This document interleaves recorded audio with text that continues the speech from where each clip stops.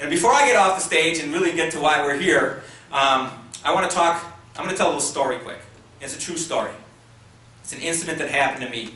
When 10 and a half years ago, you know, I was all gung-ho and I was pretty naive, so I was going to start a Central City martial arts class.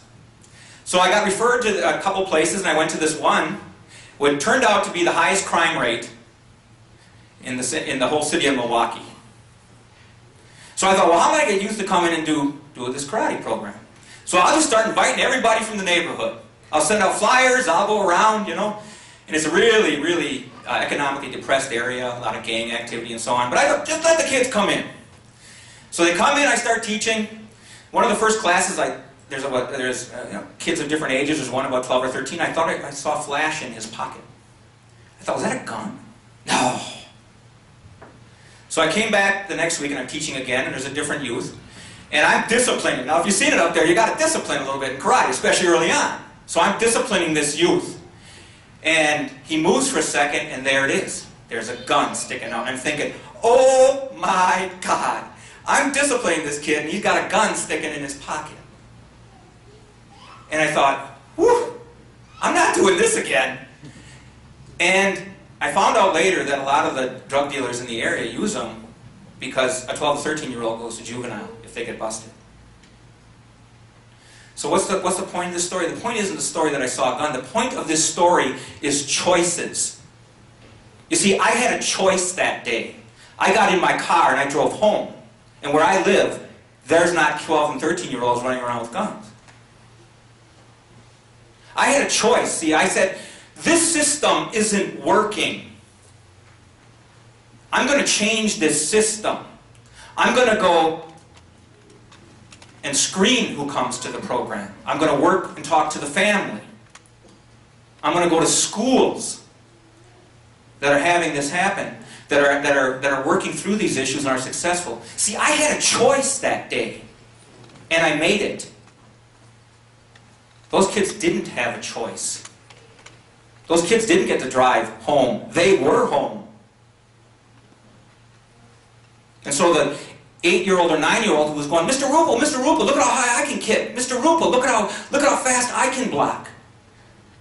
Turns into the 12-year-old who's got the gun. And yet you look in his eyes and you can start to see the anger. And you can start to see already the change. Yet he's still there because he wants to belong. Or she wants to belong. And let's fast forward 10 years. Now they're on the front page of the Journal Sentinel. And we're all going, what's going on? How come this is happening? Choices. I had them. They didn't. You know, often people will come to me and they'll say, you know, I wish somebody would offer my kid all that assistance through college. And I say, yeah, I too. Then I like to use an example. I'm going to use my own son. I have a 7-year-old we adopted from Guatemala, and he's the light of our life. I mean, there's nothing I wouldn't do for him. And if somebody came up to me and said, Al, I'm going to make sure that when he's ready to leave high school, he's going to go to college. You don't have to worry about it at all. And I go, yeah, I'll take that deal. You got it. There's a catch, though. Well, what's the catch? There's always a catch. We're going to drive less than 5 minutes from where you live, Al. Less than 5 minutes. We'll pick a street. I'm going to pick a street that's 5 minutes from your house. And we're going to drop him off. And we're going to drop him off in that neighborhood at 7 years old. And we're going to pick that house. Whatever house it is, he's going to go in there. But the catch is he's got to go to that school right there.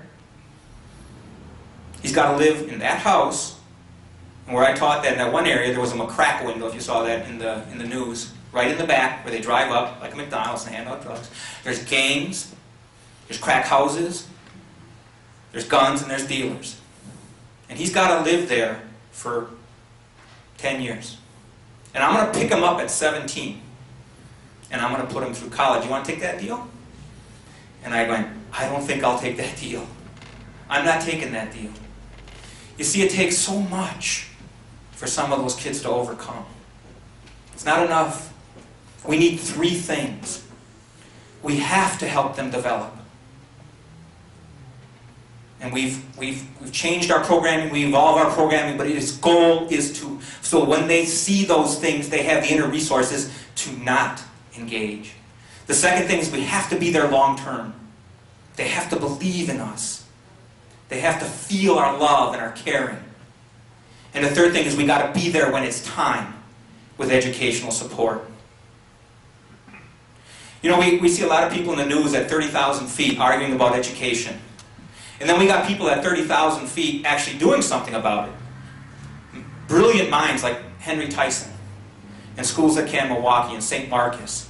And it is outstanding, like Dr. Howard Fuller, who's a friend of mine.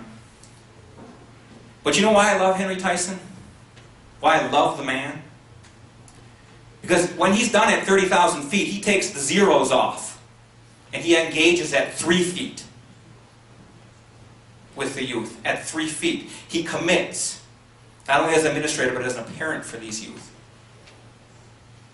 That's why. You know, I see so much in the news about the parents in the central city and what we need to do. You know what? That makes a good news stories, but they need to meet Harvey. And they need to meet Kiana and Dara and Susan and the grandmothers, Sandra and Pam, who despite all this stuff going on, commit, love their kids, bring them. That's what we see every week, every week in Union Motion. Because they're the heroes. You see, I got this wrong. Not only was I naive about the guns when I first started and all this stuff going on, I was naive on why I was doing it. You see, I had this idea that I was going there because the kids needed me. And 10.5 years later, as I look at a Caleb and a J-Ron and a Nick and a Keon and all the other kids that were here, the Susies, that were here tonight and are part of our program, I realized it's not so much, in the end, that they need me and the Zenovias. I need them. That's why we keep going. That's why we keep doing it. I need them.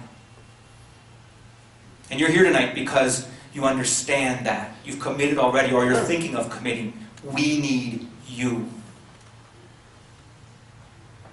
Sign up, help us out. You'll help change our lives, but I guarantee you one thing, it's going to change yours too. You can't help it. It's going to happen. You're going to hear something from three awesome people after me. I'll do a real quick introduction. Zenobia McKinley her family's been with Union Motion from the very first karate class. And Zenobia's been in there, she'll tell you how many years and she's my hero. Then you'll hear from Henry Tyson, the superintendent of St. Marcus. And you'll see what commitment and what caring and what intelligence all in one package can do. And what they're going to do with schools like Milwaukee. And I'm so proud to be a part of that. Then you're going to hear from a man I love deeply, and that's Jeff DeAngelis, who's committed his time, his family, his resources to make this happen. And then there's rooms full of people like Dawn Steffen, who's made it her life. And I can't go through everybody that's here, Todd and Katie and Zach and all, Dan and Lucia and all the people that are helping us. They're all out here. And there's all of you, our donors. You guys are part of our family. You're the reason we do what we do. So, hang on to your seats. This is going to get really good. With that, I'll bring up Zenobia.